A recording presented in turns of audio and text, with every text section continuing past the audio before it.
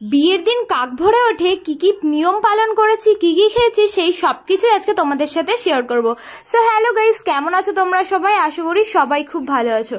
তোমরা জানো যে আমার বিয়ে অলরেডি হয়ে গেছে এই 19 তারিখে। তো সেদিনকেই সকালবেলা থেকে কি কি নিয়ম পালন করেছি সেগুলো আজকে তোমাদের সাথে সবটাই শেয়ার করব।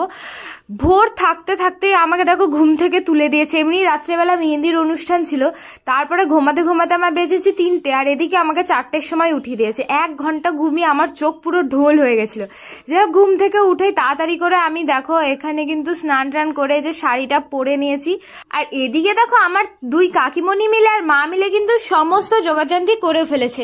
মা আবার রাত্রেবেলা নাকি গঙ্গাতে নিমন্ত্রণ করতে গেছিল। আর এদিকে দেখো সব বরণ কুলো টুলো রেডি করে মা রাতেই রেখে দিয়েছিল, সেটা এখন তাড়াতাড়ি করে গুছিয়ে নিয়েছে। আর এখানে দেখো প্রদীপটা জ্বালিয়ে দিয়েছে, কারণ এটা নাকি আজকে সারাটা দিন জ্বালাতে হবে। তো সেটাই মা ঠিক করে সেট করে নিচ্ছিল। আর এখন একে একে আমার হচ্ছে বরণ করার পালা, কারণ 3 জন স্ত্রী এসেছিল আমাকে বরণ করতে।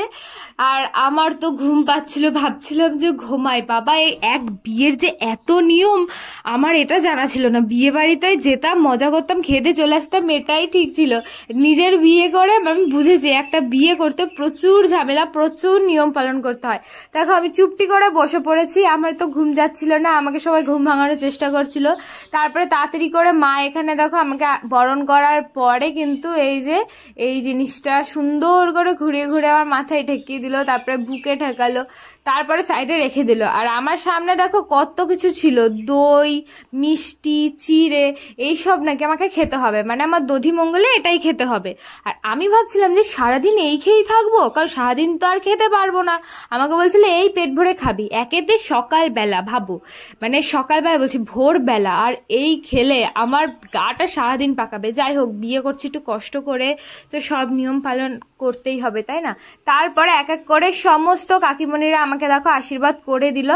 আর আমি এদিকে ভাবছিলাম কতক্ষণে আমার আশীর্বাদটা শেষ হবে আর একটুখানি ঘুমাবো আমি, কিন্তু ঘুম তো দূরে থাক, আমার তো একটুও ঘুম হয়নি। যাই হোক, একটু মজাও লাগছিল, কারণ নিজের শখের মানুষের সাথে ফাইনালি 6 বছর প্রেম করার পরে ফাইনালি আমাদের বিয়েটা হতে যাচ্ছে।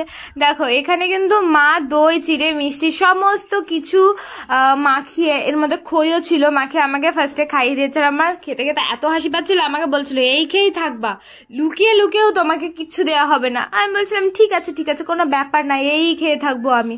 এখন মা দেখো আমাকে 3-4 বার করে খাইয়ে যাচ্ছে, আমি বলছে আমাকে দিও না মা, আমার ভালো লাগছে না।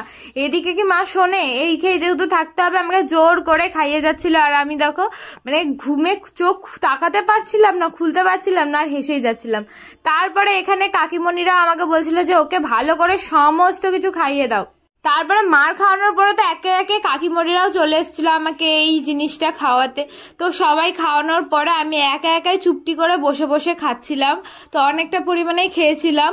খাওয়ার পরে সবাই সাথে বললাম যে একটুখানি ছবি তুলে নিই, কারণ একটা স্মৃতি হিসেবে থাকবে। কারণ এত সকালবেলা তো আর ক্যামেরাম্যান আসবে না, এটা জাস্ট আমার মোবাইলে স্মৃতি হিসেবে থেকে যাবে যে বিয়ের দিন আমি কত সকালবেলা উঠে এত সমস্ত কিছু নিয়ম পালন করেছি। আর এদিকে আমি দই চিড়ে খই খাচ্ছিলাম, আর তোমাদের দাদা ভাই আমাকে ফোন করছিল, কারণ ওর দই চিড়ে খই খাওয়া হয়ে গেছিল। যাই হোক বন্ধুরা, বিয়ের প্রথম ভিডিওটা তোমাদের কেমন লাগলো অবশ্যই কমেন্ট করে জানিও। ভালো লাগলে লাইক শেয়ার করে দিও।